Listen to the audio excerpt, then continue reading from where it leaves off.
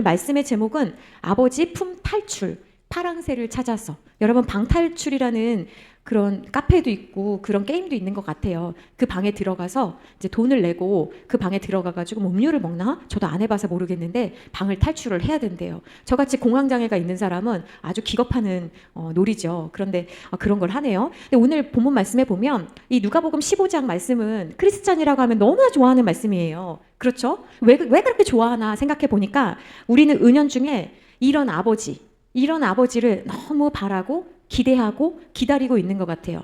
그러니까 이 아버지는 어떤 아버지의 특성이 있냐면 내가 뭘 해도 그 아버지는 나를 한결같이 기다려주고 참아주고 받아주고. 그래서 이 비유에서 나오는 아버지가 하나님 아버지를 상정하잖아요. 그래서 하나님은 우리가 생각하는 것처럼 이런 성품을 가지고 계시는 게 진짜 분명합니다. 그렇지 않다면 우리가 이 자리에 앉아서 예배 드릴 수도 없고 숨을 쉴 수도 없을 거예요. 그러나 하나님은 우리가 기대하고 바라는 그 한없이 용서해 주시는 자비가 풍성한 하나님이심은 분명하지만 그 부분은 하나님의 일부라는 것을 여러분들이 기억하셔야 합니다. 우리는 하나님의 이 일부를 보면서 저 다른 편에 있는 하나님의 모습은 잘 생각하지 못해요. 저 반면에 있는 하나님의 모습을 왜 그러면 보지 않을까? 그것을 심리학 용어로 하면 투사라고 합니다. 어떤 대상을 볼 때 내가 보고 싶은 나의 감정을 그 대상한테 던지는 거예요. 내가 어떤 대상을 볼 때 나의 기대를 그 대상을 보면서 갖는 겁니다. 나의 선입견, 그 사람은 그럴 거야, 그분은 그래야만 해 라고 나에게 유리한 것을 가지고 상대도 그럴 것이라고 미루어서 짐작해 보는 것. 그래서 이 비유의 말씀은 분명 하나님의 용서해 주시고 한없이 기다려 주시는 그 말씀을 하고 있지만 여러분, 이 모습을 가지고 내가 어떤 잘못을 해도 하나님은 늘 받아주실 거예요, 이렇게만 보시면 안 된다라는 거예요. 왜냐하면 하나님은 우리를 정말 사랑하십니다. 그러나 우리의 죄까지도 사랑하시는 분은 아니시기 때문에 그래요. 우리를 기다려주시지만 내가 잘못한 부분을 감추기 위해서 하나님은 그럴 일 없어 라고 말하거나 하나님을 아주 일부분을 가지고 크게 확대해가지고 생각하는 것을 좋아하지는 않으신다라는 것을 여러분께서 꼭 기억하시기를 부탁드립니다. 오늘 예수님께서 들려주신 이 비유의 말씀은 이렇게 시작하죠. 어떤 사람에게 2명의 아들이 있습니다. 그런데 어느 날 이 둘째 아들이 아버지를 찾아가요. 그래서 나중에 자기에게 줄 유산을 먼저 떼서 달라고 합니다. 그래서 아버지가 그 아들에게 유산을 줍니다. 그런데 이 둘째 아들은 왜 살아있는 아버지에게 죽어서나 받을 수 있는 유산을 달라고 했을까요? 여기에도 우리가 좀 생각해 봐야 하는 것이 뭐가 있냐면 아버지의 부유함을 누려본 사람만이 유산을 달라고 하는 거예요. 아버지가 가난하면 아버지에게 받을 유산이 없죠. 빚밖에 없죠. 그러니까 아버지 것을 내 것인 양 많이 써본 사람들이 유산을 달라고 합니다. 그런데 아버지를 떠날 때 이 아들은 아버지의 모든 풍족함이, 그러니까 내가 누렸던 모든 풍족함이 아버지 덕분이라는 걸 모르기 때문에 받고 떠나려고 하는 거예요. 아버지를 떠나는 이런 둘째 아들과 같은 성도들이 정말 많습니다. 2023년 한국인의 종교생활과 의식조사를 보면 그 사람들이 왜 교회 안에 있다가 왜 떠나는가 가장 중요한 이유가 뭐냐면 아무리 다녀도 예수님과 내가 상관이 없다라고 느낀다는 거예요. 그러니까 오늘 비유에 나오는 이 둘째 아들도 아버지와 내가 같이 살고는 있었지만 상관없다고 하는 것입니다. 그러니까 아버지가 돌아가신 후에야 정리해서 받을 수 있는 유산을 지금 살아계신 아버지에게 요구하는 거죠. 살아계신 아버지에게 요구하는 이 당당함과 이 뻔뻔함은 어디에서 비롯됐으며 자기가 유산을 받았을 때 자기에게 형이 있잖아요. 형이 이것에 대해서 어떻게 생각할지에 대한 고민이나 배려하는 부분이 하나도 없습니다. 그러니까 다른 사람이 어떻게 느끼든지 간에 자기만 생각하는 굉장히 이기적인 사람입니다. 그러니 이런 사람은 아버지와 함께 살고 있지만 늘 나갈 것을 생각하고 있기 때문에 이미 나가기 전에 이미 아버지의 품을 떠난 사람이라고 할 수 있습니다. 우리도 정말 하나님 아버지와 함께 살고 있으면서 마음이 다른 데 가고 있는 건 아닌지 조심해야 합니다. 아버지에 대한 관심이나 사랑은 찾아볼 수 없고 어떻게든 내 주먹에 무언가 쥘 수 있다면 이 쥘 생각만 있다고 한다면 우리는 이 둘째 아들과 다르지 않기 때문에 그렇습니다. 내가 아버지에게 유산을 달라고 했을 때 아버지는 어떻게 되고 형은 어떻게 생각할지 그 가족 공동체를 전혀 배려하고 있지 않습니다. 이런 둘째 아들이 교회 안에도 너무나 많습니다. 예배는 드리지만 함께 예배 드리는 다른 사람을 생각하지 않는 사람들이 너무나 많습니다. 우리는 아버지에게 유산을 요구하는 이 둘째 아들을 바라보면서 내가 교회를 다니면서 어떻게 신앙생활을 하고 있는지 알아차릴 수 있어야 합니다. 우리도 말은 하지 않지만 기회만 있다면 한몫 받아서 멀리 멀리 떠나고 싶은 마음을 가지고 있지는 않는지 우리의 마음을 살펴볼 수 있어야 됩니다. 여러분 오늘 본문 말씀 12절 함께 한번 봉독하시겠습니다. 시작. 그 둘째가 아버지에게 말하되 아버지여 재산 중에서 내게 돌아올 분깃을 내게 주소서 하는지라. 아버지가 그 살림을 각각 나눠 주었더니 이 아들이 지금 내게 돌아올 분깃을 내게 주소서라고 지금 자기 주장을 하고 있는 거예요. 이 달라고 할 수 있는 이유는 자기가 자녀이기 때문인 거죠. 우리도 하나님의 자녀됨을 주장하면서 아버지 것이 내 것이라고 하셨는데 왜 안 주십니까? 라고 불평하고 있지는 않은지, 기회만 되면 목소리 높여 따지고 서운해하고 있는 모습은 없는지 한번 생각해 봐야 합니다. 하나님께서 모든 것을 주셨다고 고백하면서 우리는 실제는 굉장히 계산할 때가 너무나 많습니다. 하나님께서 나의 모든 것을, 나의 모든 생명을 주셨다라고 주관해 주신다는 것을 믿으면서도 우리는 굉장히 몸을 아낍니다. 주님이 기뻐하실 것을 알면서도 주를 위해 시간을 드리는 것을 아까워하고 있지는 않은가 생각해 봐야 한다는 것이에요. 그래서 우리는 굉장히 말이 안 맞는 말을 할 때가 많습니다. 하나님을 사랑한다고 하면서도 그 하나님께서 우리를 어떻게까지 사랑하셨는지를 알면서도 우리는 여전히 저 멀리 아버지 곁을 떠나려고 할 때가 너무나 많다라는 것입니다. 이것을 우리가 인정하고 있어야 합니다. 둘째 아들의 이 철없는 요구에도 불구하고 아버지는 어떤 마음인지 어떤 생각인지 그 아들의 요구대로 그대로 다 줍니다. 그래서 이 유산을 받은 13절에 보니까 유산을 받은 아들이 13절에 보니까 이제 나가기 전에 며칠을 준비했던 것 같아요. 그리고 그 돈을 들고 이제 먼 나라로 갑니다. 아버지는 모든 것을 주었지만 아들은 속으로 난 다시는 찾아오지 않을 거야, 이 마음으로 아버지에게 말은 하지 않았지만 그런 결심을 가지고 떠납니다. 아버지가 없는 먼 나라는 존재를 아예 모르는 곳으로 이 둘째 아들은 자기도 얼마든지 하기만 하면 아버지만큼은 내가 성공할 수 있을 거야 라고 생각하면서 멀리 멀리 떠나고 있습니다. 떠날 때 그런 포부 하나 없이 떠난 사람이 누가 있겠습니까? 그러니까 그 마음에는 이제는 더 이상 아버지의 잔소리 통치를 받지 않고 내 나라, 내 왕국, 내가 결정하고 내 마음대로 할 수 있는 그곳으로 내가 가겠다라고 하는 것입니다. 그리고 잘 되면 절대 돌아오지 않을 거야 라고 생각한다라는 거예요. 그러니까 우리도 같이 신앙생활하는 사람들을 한번 생각해 보십시오. 지금도 돌아오지 않고 있는 사람들이 너무나 많습니다. 여러분, 내가 하는 일이 너무 잘 되면 돌아오지 않습니다. 바빠서 돌아오지 못하고 신경 쓸 게 많으면 또 돌아오지 못합니다. 얼마나 많은 사람들이 교회에 나오지 않고 멀어져 가고 있는지 모릅니다. 이 둘째 아들도 이 아버지를 이제 떠났어요. 그러니까 모든 일에 있어서 자기가 결정하는 것입니다. 그리고 여러 가지를 시도합니다. 정말 한번 잘해보겠다라는 생각을 하고 굳은 결심과 다르게 지금 13절에 보면 무엇을 하고 있냐면 13절 같이 한번 읽어보겠습니다. 시작. 그 후 며칠이 안 되어 둘째 아들이 재물을 다 모아가지고 먼 나라에 가 거기서 허랑방탕하여 그 재산을 낭비하더니 아버지를 떠났어요. 그리고 그곳에서 새롭게 한번 잘해보려고 여러 가지 시도를 합니다. 그런데 마음과 다르게 이 둘째 아들은 습관이 안 된 게 있어요. 무엇이냐면 이 재정을, 아버지 것을 받아가지고 이게 내 것이라는 자기 주장만 있지 이걸 가지고 어떻게 사용해야 될지는 사실 모르는 거예요. 그러니까 어떻게 사용했냐면 허랑방탕하게 썼다고 합니다. 허랑방탕에다가 한번 줄쳐보세요. 허랑방탕이 뭡니까? 자기가 주인이 되어서 헤프게 사용하는 걸 말하는 거예요. 그냥 막 쓴다는 게 아니고요. 내가 주인이 됐으니까 내 걸 가지고 헤프게 쓰는 게 허랑방탕하다라는 뜻인 거예요. 그동안 자기가 누렸던 것이 아버지의 덕인 줄 모르고 아버지가 주는 돈은 늘 부족하다고 느꼈지 않겠습니까? 그러니까 그는 그렇게 좋아하는 돈을 지금 마음대로 막 쓰다가 결국 어떻게 됐습니까? 하나도 남김없이 다 써버렸다고 합니다. 근데 이게 돈만 버렸겠습니까? 이 사람의 시간, 책임, 건강, 수많은 기회들을 같이 버리고 드디어 아무것도 없는 상태가 되었습니다. 어떤 분이 한 말이 너무 인상 깊어서 제가 말을 한번 바꿔봤는데요. 한번 들어보세요. 한 사람이 탕자가 되는 데는 3년도 안 걸리지만 그 사람이 본래의 모습으로 정신을 차리는 데는 30년이 걸린다. 여러분, 멋진 말 아니에요? 타락하기에는, 돈 쓰는 데는 여러분 1년도 부족하죠. 여러분들에게 만약에 1억을 드린다고 해봅시다. 그러면 여러분들은 잘 쓰실 것 같아요. 예. 근데 타락하기란 그만큼 쉽다라는 거예요.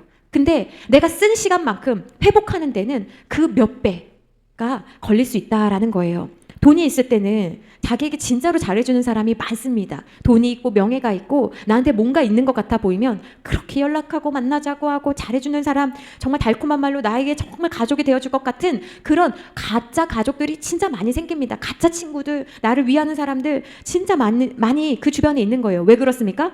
너 자체가 아니라 네가 가지고 있는 그 손에 쥐고 있는 것을 얻어먹으려고, 가져보려고, 빼앗아 보려고. 근데 지금 이 사람은 아무것도 없게 되었습니다. 이 고난 가운데 있을 때는요, 여러분 내 곁에 아무도 없다라는 거예요. 근데 어쩌다가 이 사람이 이렇게 되었는가? 성경은 뭐라고 말씀하고 있냐면 구약 성경에 보니까 예레미야서 2장 13절 찾아보겠습니다. 예레미야서 2장 13절 구약 성경 1052페이지입니다. 예레미야서 2장 13절 말씀 우리 한번 찾아서 같이 한번 봉독하겠습니다. 예. 2장 13절 구약성경 1052페이지 합독합니다. 시작. 내 백성이 두 가지 악을 행하였나니 곧 그들이 생수에 근원되는 나를 버린 것과 스스로 웅덩이를 판 것인데 그것은 물을 가두지 못할 터진 웅덩이들이니라. 옛날에 금요일날 목사님께서 이 말씀을 한번 다루어 주신 적이 있어요. 그러니까 내 백성인데 이 사람들이 두 가지 악을 행했다는 거예요. 그 첫 번째는 뭐냐면 그들이 생수를 공급해 주시는 그 생수의 근원 대신 하나님을 버렸다라는 거예요.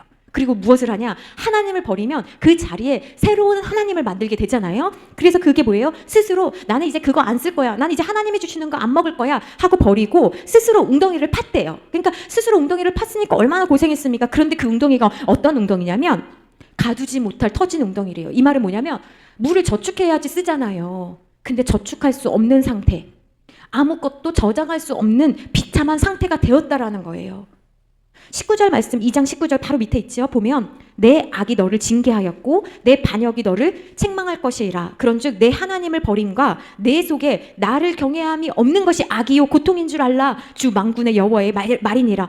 여러분 이게 무슨 말씀입니까? 네가 나를 버렸다라는 거예요. 그러니까 그 하나님이 없는 자리에 뭐가 찾아옵니까? 악이 찾아온다라는 거예요. 여러분 죄 중에 가장 큰 죄는 뭔지 아십니까? 예수님이 하나님이 살아계시는데 그 살아계신 하나님을 죽었다라고 여기고 살아가는 게 가장 큰 죄예요. 그러니까 2장 19절 말씀에 내 악이 너를 징계하였다라는 거예요. 하나님이 너를 징계한 게 아니라 징계의 원인이 네가 벌을 받는 게 고통 가운데 있는 게 너 자신한테 있다라고 지금 말씀하고 있는 거거든요. 굉장히 우리에게 주는 말씀입니다. 이 둘째 아들로 다시 돌아오면 이 아버지를 버림으로 자유를 얻었다라고 생각하죠. 여러분 주일만 생각해 봅시다. 우리가 교회 안 간다고 생각해 보세요. 뭘 하죠? 늦게까지 잠을 잡니다. 그리고 뭐 청소를 하시든 나가시겠죠.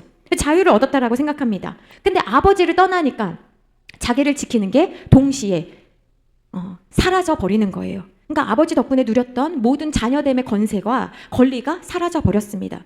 그리고 그 먼 나라에서 아버지의 통치를 받지 않는 그 먼 나라에서 자기가 주인 되어서 잘해보려고 했던 그 먼 나라에서 지금 어떤 처지에 있습니까? 돼지치는 일을 하면서 살게 됐습니다. 아버지와 같이 살 때는 한 번도 상상도 해보지 못했던 그 삶의 지경이 되어버린 거예요. 그는요 인생의 밑바닥까지 추락했습니다. 지하실 다음에 또 지하실이 있다며요. 지하 한 7층 뭐 몇 층까지 내려가는지 모르겠습니다. 설상가상 기다렸다는 듯이 그 나라에 큰 흉년이 들었습니다. 그러니까 계속해서 이 사람에게는 안 좋은 일이 계속 생기는 거예요.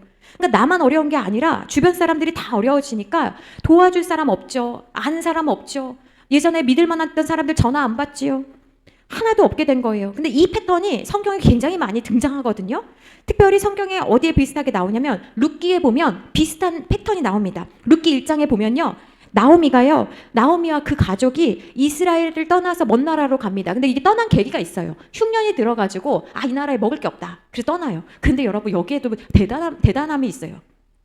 그 나라를 떠난다는 게 쉽지가 않거든요.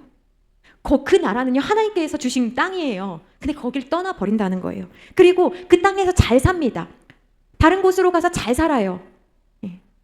잘 살았으니까 이제 그 며느리들도 얻고 잘 살았단 말이에요. 근데 그것도 잠시 그곳에서 어떤 이유인지는 성경은 말씀해주고 있지 않지만 남편이 갑자기 죽고요. 아들들이 죽습니다.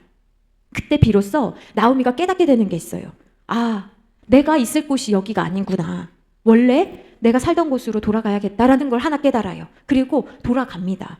그러니까 어떤 사람은 고난을 겪으면 욥의 아내처럼 신앙을 떠나버리지만 어떤 사람은 고난을 겪으면 야곱처럼 하나님을 만나게 되는 계기가 된다라는 거예요. 나오미처럼 한 번 있었을 때는 그걸 깨닫지 못하지만 한 번, 두 번, 세 번, 여러 번 겪게 되면 이게 하나님의 사인이구나 알게 된다라는 거예요. 사람이 자기 손에 무언가 쥐고 있으면 이거 놓지 않으려고 이거 보느라고요. 이거 지키느라고요. 다른 걸 보지 못합니다. 둘째 아들의 모습이 그런 거예요.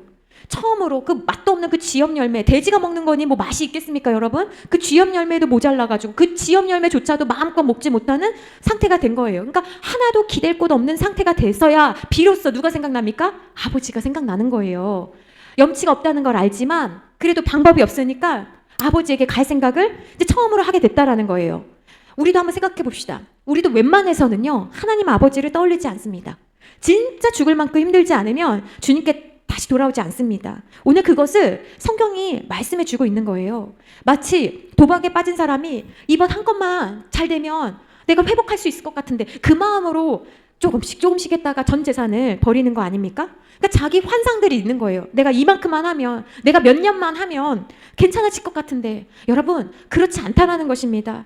그러니까 우리에게는 웬만해서 어려운 일이 생기면 대부분 내 머리로 내가 가진 지식과 경험과 인맥을 다 동원해가지고 해결해 보려고 하는 거예요. 그럼 웬만해서는 하나님께 가려고 하지 않는다는 게 너무 신기하지 않습니까? 여러분 이 말씀을 잘 깨달으시고, 여러분 어려운 일이 생길 때 하나님 앞에 곧장 달려가시는 여러분들 되시기를 부탁드립니다.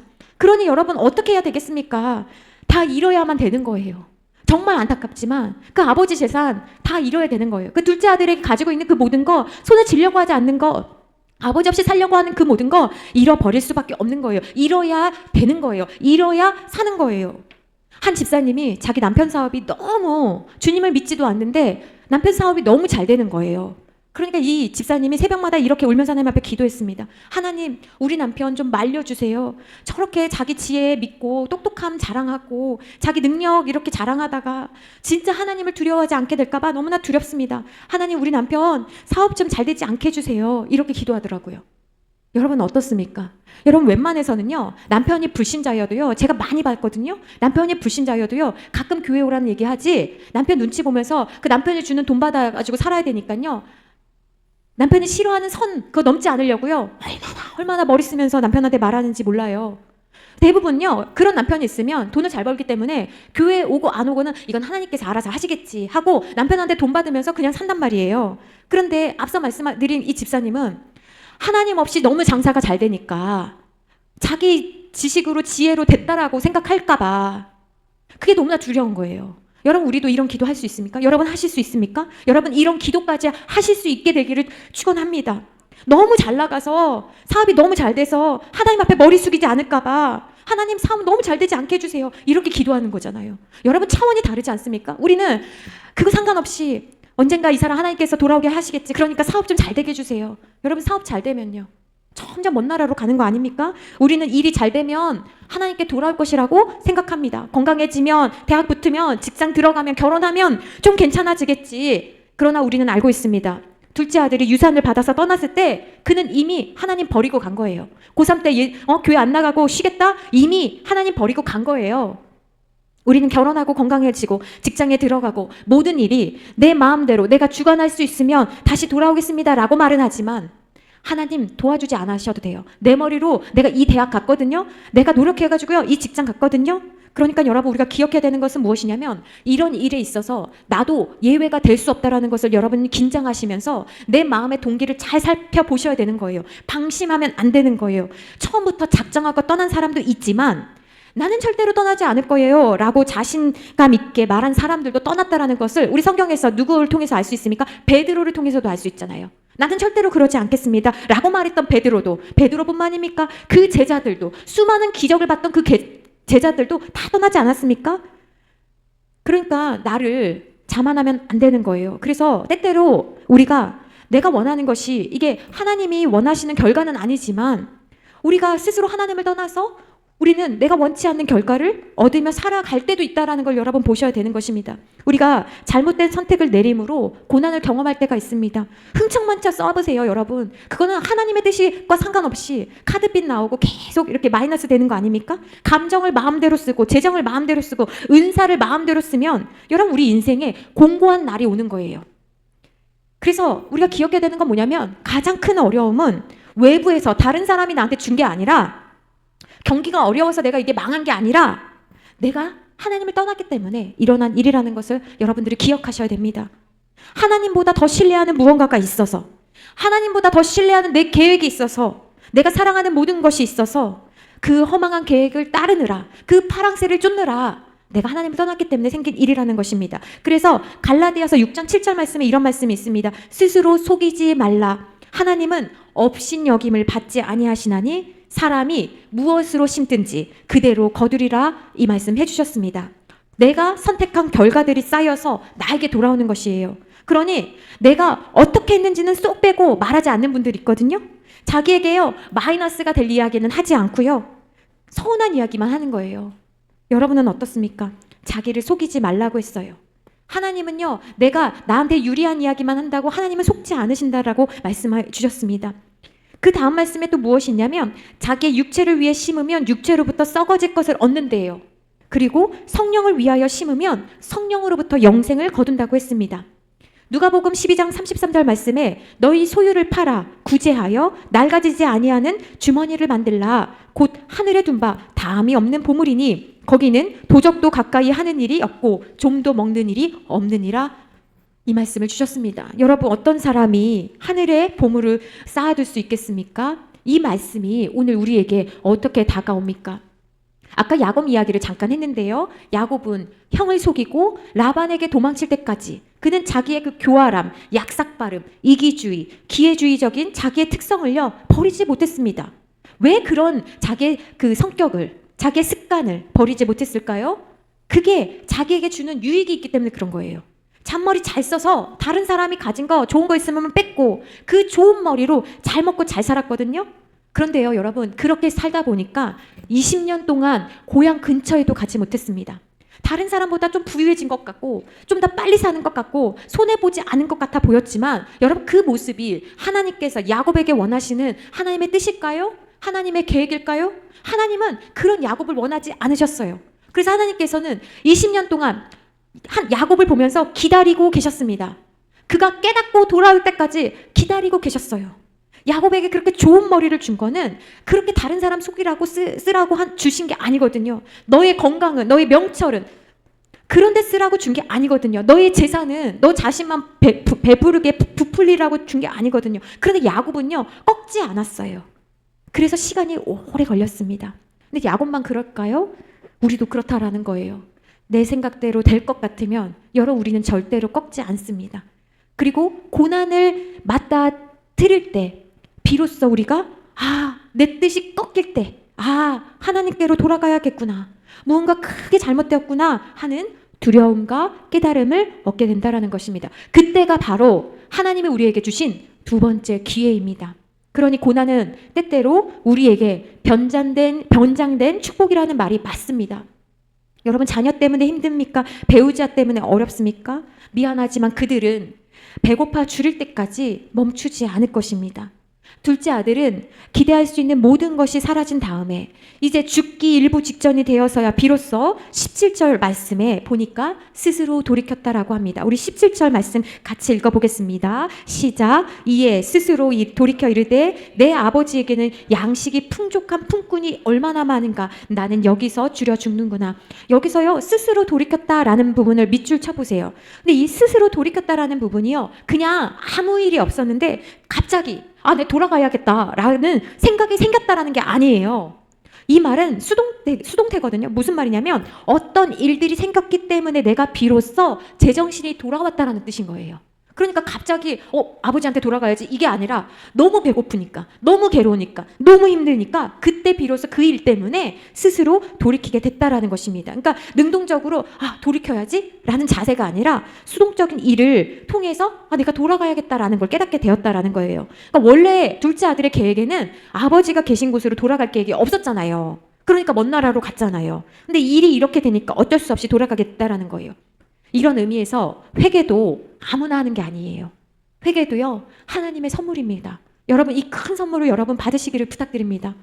회개는 내가 마치 죄를 생각하는 것 같잖아요. 기도 안 하면 막 힘든 것 같아 보이잖아요. 그렇지 않아요. 기도하고 싶은 마음을 하나님께서 주시는 거예요. 말씀 듣고 싶은 마음을 하나님께서 우리에게 선물로 주시는 거예요. 깨달아라, 기도해라, 이게 네가 살 길이다라고 하나님께서 우리에게 말씀해 주시는 거예요. 그래서 진짜 자녀됨의 특권은 무엇이냐면, 우리가 이런 어려운 일을 만날 때라도 받아주실 아버지가 있다라는 게 우리에게 큰 위로와 큰 힘이 되는 것입니다.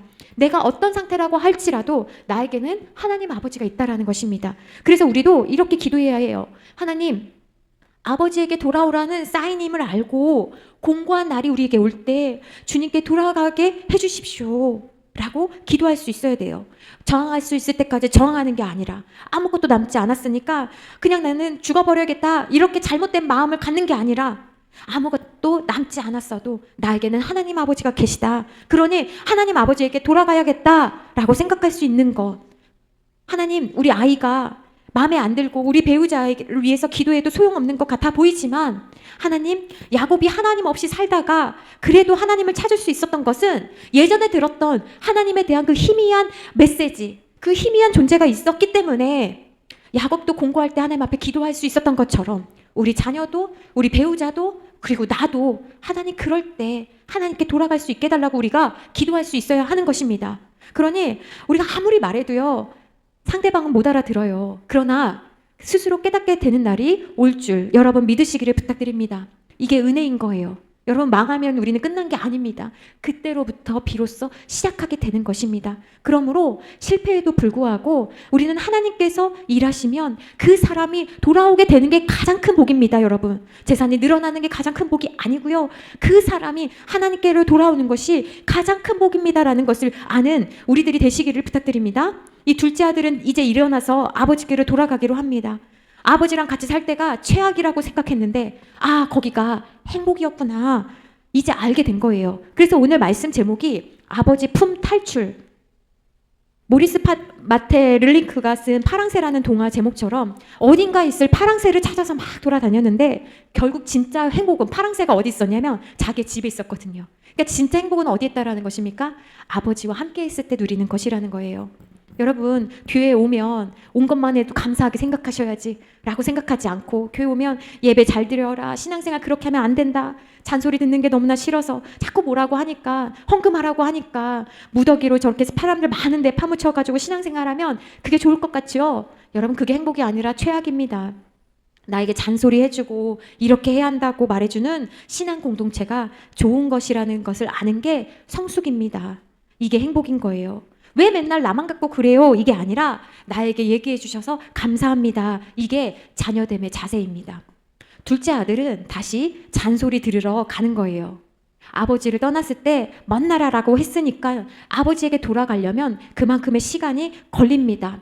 이제는 타고 갈 말도 없고 도와줄 사람도 없으니 걸어가야 되니 더 많은 시간이 걸립니다. 내가 가지고 있어도, 내가 가진 게 없어도 이게 그렇게 중요한 게 아니라는 걸 아는 게 은혜입니다. 떠난 만큼 다시 걸어서 아버지에게 갑니다. 아버지에게 가겠다는 결정도 힘들었지만 그 결정을 지켜나가는 것도 고된 일입니다. 그러나 다른 경우의 수가 하나도 없으니 하나님만 바라보고 걸어갑니다. 그렇게 하나님을 향해 결심만 하고 가겠다고 해도 하나님께서 도와주십니다. 여러분, 힘들 때 왜 기도해야 합니까? 돈이 없는데 왜 기도해야 합니까? 싸우는데 왜 기도해야 합니까? 공부 못하는데 왜 기도해야 합니까? 하나님 아버지에게 가야 살기 때문입니다. 드디어 아버지 앞에 갑니다. 그런데 반전이 있습니다. 우리 20절을 한번 같이 읽어봅시다. 20절입니다. 시작. 아버지께로 돌아가니라. 아직도 거리가 먼데 아버지가 그를 보고 치근히 여겨 달려가 목을 안고 입을 맞추니. 아버지는요, 저 멀리서 둘째 아들이 자기 행색이 볼품없으니까 수줍고 비참하고 처참해서 눈도 못 마주치고 이렇게 누가 나를 볼까봐 가리면서 이렇게 오고 있는데 아버지는 그 아들을 알아차리네요. 목욕도 못하고 돼지 키웠으니 몸에서 냄새는 얼마나 나겠습니까? 그런데 그런 거 중요하지 않게 여기시고 아버지가 아들을 향해서 달려가기 시작합니다. 아버지가 달려가서 아들의 목을 안고 그 냄새나는 목을 입을 맞춥니다. 둘째 아들이 뭐라고 하는지 들어보고 안아주는 게 아니고 내 아들이라서, 내 것이라서 아버지가 안아주십니다. 아들이 변한 것도 아니고 더 안 좋은 상태로 돌아왔는데도 아버지는 안아주십니다. 아버지는 아들이 떠났을 때도 그렇고 지금도 변함없이 아들을 사랑해 주십니다. 아버지보다 다른 거 더 좋아하고 그랬던 아들이라는 것을 모르지 않음에도 불구하고 그런 아들이라고 할지라도 불쌍히 여기십니다. 이 아버지 사랑, 이 성실한 사람, 이 변함없는 사랑이 저와 여러분을 살리십니다. 그런데 이 둘째 아들은 아버지 품에서 이렇게 말합니다. 21절입니다. 아들이 이르되 아버지, 내가 하늘과 아버지께 죄를 지었사오니 지금부터는 아버지의 아들이라 일컬음을 감당하지 못하겠나이다나. 너무 송구스럽고 면목이 없어서 생각해낸 게 이제는 아들이 아니라 저를 일꾼으로 봐주세요 라고 하는 거예요. 여러분 이런 기도한 적 있습니까? 내가 자녀됨의 역할을 너무 잘 못해서 하나님께 너무 죄송해서 너무 송구스러워서 가슴을 치면서 울먹이면서 너무 속상해서 너무 부끄러워서 하나님 앞에 이렇게 울면서 기도한 적 있습니까? 그런데 여러분 이 고백 속에 우리가 또 살펴봐야 되는 거는 뭐냐면 둘째 아들은 그렇게 고생을 해도 아직도 아버지를 모른다는 거예요. 여전히 내가 뭘 좀 하면 아버지가 나를 좀 받아주지 않을까? 아버지에게 일꾼 하나 생기면 손해보지는 않을 것 같은데 이 정도 체력이면 아버지의 일꾼으로 좀 괜찮지 않을까? 그러니까 이 둘째 아들은요 떠났을 때도 아버지를 몰랐고 이렇게 돌아온 다음에도 진짜 아버지가 어떤 분인지를 모르는 것입니다. 여러분 어떻습니까? 아버지에 대한 상을 바꾸지 않으면 돌아와도 떠나도 마찬가지인 거예요. 여러분은 정말 아버지를 어떻게 생각하고 계십니까? 내가 아버지에게 보탬이 되기 때문에 아들인 게 아니에요. 여러분 우리가 아버지에게 돈을 많이 버니까 자녀인 게 아닙니다. 내가 목을 잘하니까 쓸만하니까 하나님께서 우리에게 너는 교인이다 성도다 라고 칭해 주신 게 아니라는 거예요.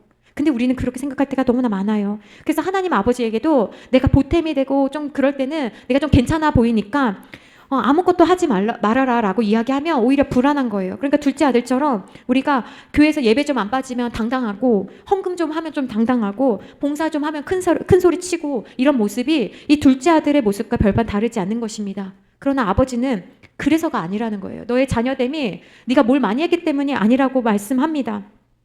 그럼에도 아들은 이렇게 말을 합니다. 아버지, 내가 하늘과 아버지께 죄를 지었습니다. 여러분, 아들의 모습이 많이 발전했죠? 자기가 뭘 잘못했는지를 아는 거 이제 좀 철이 들었나 봅니다. 둘째 아들은요, 이 고난을 통해서 배운 게 있습니다. 더 이상 이 고난을 통해 이게 아버지 때문에 이렇게 된 거라고 아버지 탓을 하지 않는다는 거예요. 자기가 아버지를 떠나서 이런 일이 생겼다라는 것을 이제는 알아요.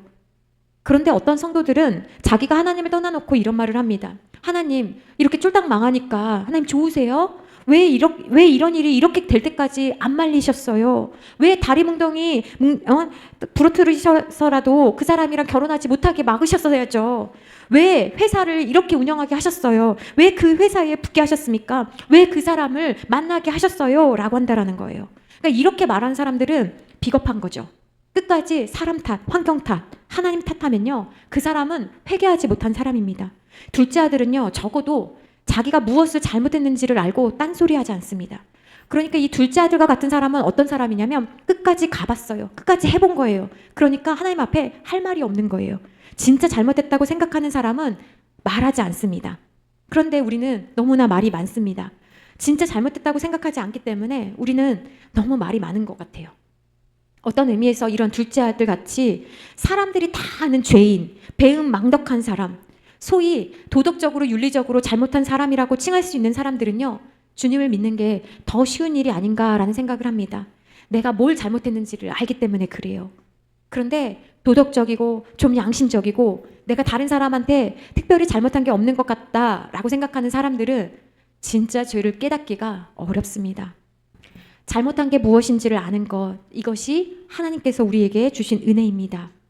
어떤 일을 통해서 우리는 회개를 배웁니다. 안 겪으면 좋겠지만 겪어야만 배우는 게 있는 거예요. 둘째 아들은 다 잃었지만 지금 아버지에게 돌아가고 그 어느 때보다 가장 부유하고 행복한 시간을 보내고 있습니다. 자기가 있어야 할 곳이 이제 어딘지를 분명히 알게 된 둘째 아들은 여러분 이후로 이제 집을 또 나갔을까요? 여러분 어떻게 생각하십니까? 그렇게 고생을 했는데 집에 또 나갔을까요? 아마 안 나갔을 것입니다. 아버지한테 몽둥이로 혹시 맞아도 너 나가! 라고 얘기하게 해도 이곳이 제가 있어야 할 곳입니다. 라고 말하지 않았을까요? 방황한 사람의 가장 큰 깨달음은 이런 게 아닐까 싶습니다. 내 자리를 알고 아버지의 자리를 아는 것. 예전에는 보지 못했던 것을 볼 수 있는 눈이 생기는 것. 얼마나 나를 사랑했으면 내가 잘못할 줄 알면서도 허용해 주셨을까. 도무지 따라갈 수도 없고 다다를 수도 없는 하나님의 사랑 앞에 이제 그는 나는 더 이상 떠나가지 않을 거예요. 내 것이 다 아버지의 것입니다. 라고 고백하지 않았을까요? 이 마음이 여러분에게도 있기를 소망합니다.